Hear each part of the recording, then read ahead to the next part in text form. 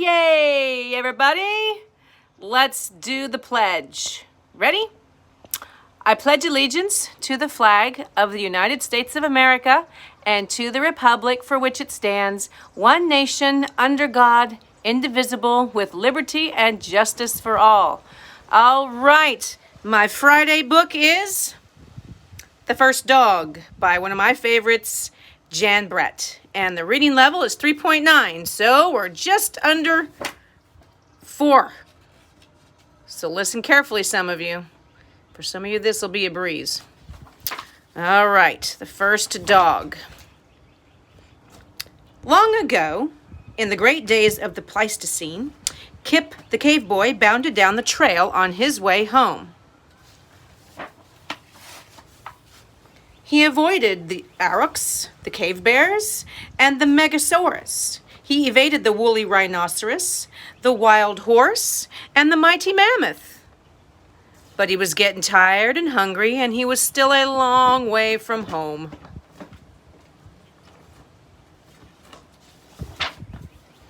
He marched on until he saw a great rock. It was a good place to stop and rest.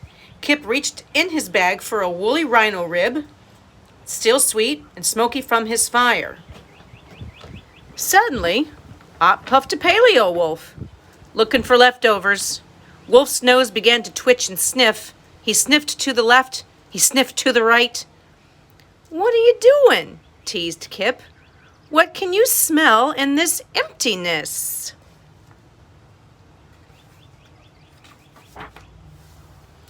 Paleo Wolf held his snout high in the air.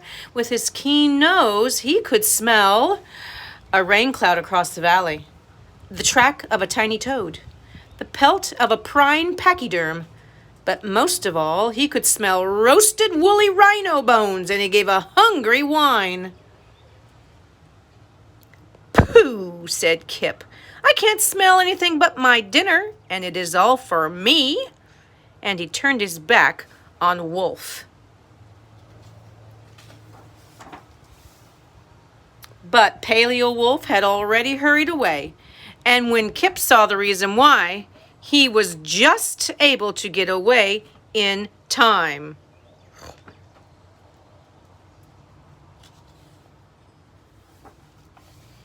Soon Kip was back on the homeward trail.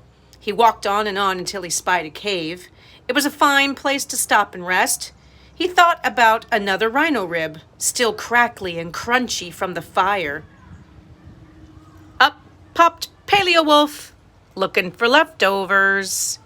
Wolf's ears began to turn and dip. He listened to the left, and he listened to the right. "What are you doing?" mocked Kip, taking a big bite. "What can you hear in this silence?" Wolf cocked his head. With his fine canine ears, he could hear a fish rise in the river, a leaf fall, the soft pant, pant, pant of a cave bear. But most of all, he could hear the snap of woolly rhino bones, still crisp from the fire, and he gave a pleading howl. "Oh, pooh," said Kip. "I can't hear anything except my teeth crunching on these very tasty bones." And he threw a clump of moss at Paleo Wolf. But Paleo Wolf had hurried away, and when Kip saw the reason why, he was just able to get away in time.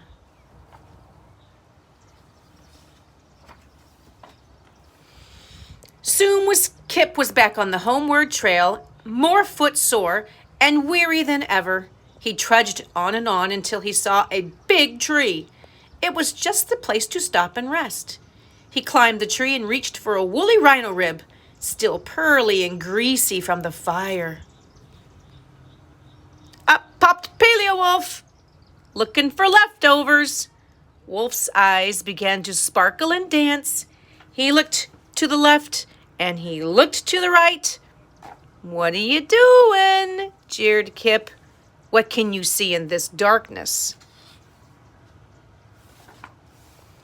Wolf's eyes glowed. With his sharp eyes, he could see the shimmer of a distant drop of dew. a mouse scurrying far away, a feline sleeping high above. But most of all, he could see a pearly, greasy morsel of rhino bone shining in the moonlight, and he licked his chops. "Pooh," said Kip. "I can't see anything except, of course, my roasted, toasted, crispy, crunchy, pearly, greasy, woolly rhino rib. And you won't be tasting that because I want it all to myself." Then Kip yelled, "Shoo!" as loud as he could. The yell resounded up and down the tree. It woke every living thing around. Instantly, Paleo Wolf's nose wrinkled and his ears went back. His eyes narrowed and his tail stood out. He looked so terrible that Kip threw the whole bag of rhino ribs down from the tree. "Help yourself, Wolfie." But Paleo Wolf did not care about dinner now. His mane bristled and ridged all down his back. A long growl shook from his throat. It was his last warning. Kip opened his eyes very wide and he looked all around, but he could not smell or hear or see anything. He whispered, "What do you know, wise wolf?" But Paleo Wolf was gone. "There is great danger here," thought Kip. "I must disappear too." And he shrank into the leafy branches and made himself very small.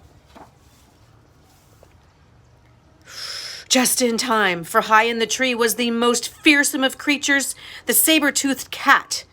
She crouched, she snarled, and then she sprang.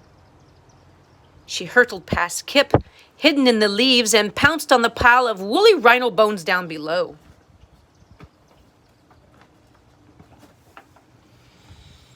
All that night, as he sat in the tree, Kip thought and thought. He shivered over Paleo Wolf's last warning. It had not been 1 second too soon. The next morning, Kip climbed down, and there was Paleo Wolf looking for leftovers. Together they looked at the spot where the bones had been, and they were very gloomy. Finally, Kip made a speech.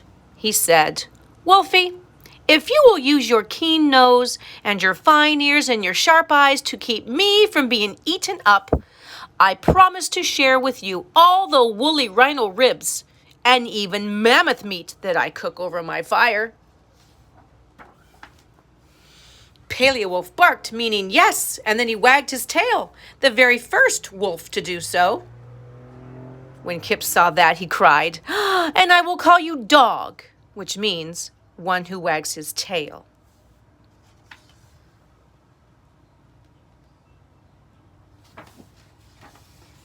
Then Kip and the cave boy and the first dog went on home.